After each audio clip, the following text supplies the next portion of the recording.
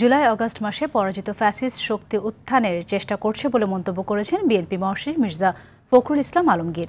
তিনি বলেন, নির্বাচন বানচালের উদ্দেশ্যে পরিকল্পিতভাবে দেশে বিশৃঙ্খলা সৃষ্টি করা হচ্ছে। তবে নির্বাচন অনুষ্ঠানে সরকারের সদিচ্ছার কোনো ঘাটতি দেখছে না বিএনপি।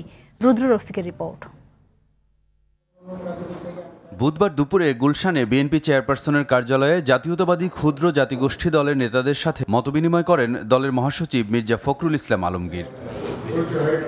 বৈঠক শেষে নির্বাচন বিলম্বিত করতে নানা ষড়যন্ত্র চলছে বলে অভিযোগ করেন মির্জা ফখরুল। গোপালগঞ্জের ঘটনা, এটা ডেফিনেটলি নির্বাচনকে বানচাল করার একটা চক্রান্তের মধ্যে অবশ্যই আছে। সেক্রেটারিয়েটে ঢুকে পড়া এবং সেখানে আপনার কয়েকজন আপনার ফ্যাসিস্টদের লোকজনকেও আপনার আটক করা দেখা, তো বোঝা যাচ্ছে যে তাদের কিছু কিছু সমস্যা তৈরি করার চেষ্টা এখানে আছে। এই জুলাই আগস্ট মাসেই ওই শক্তির আবার উত্থানের একটা নমুনা দেখা মতো অবস্থা তৈরি হয়েছে। প্রধান উপদেষ্টার প্রতিশ্রুত ফেব্রুয়ারিতে নির্বাচন অনুষ্ঠিত হবে বলে আশাবাদ ব্যক্ত করেন তিনি। নির্বাচন প্রক্রিয়াকে দ্রুত করা, ত্বরান্বিত করা এবং ওনার যে প্রতিশ্রুত ফেব্রুয়ারির মাঝামাঝি সময়ে নির্বাচন দেওয়া হবে, সেটা আমরা মনে করি যে ওনারা যে অতি দ্রুত সেই ব্যবস্থা গ্রহণ করা উচিত।